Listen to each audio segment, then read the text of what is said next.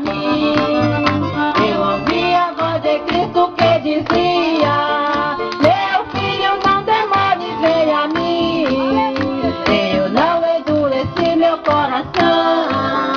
Quando a voz de Cristo eu ouvi, ele me disse: levanta-te, meu filho, porque as tuas manchas no meu sangue eu já lavei.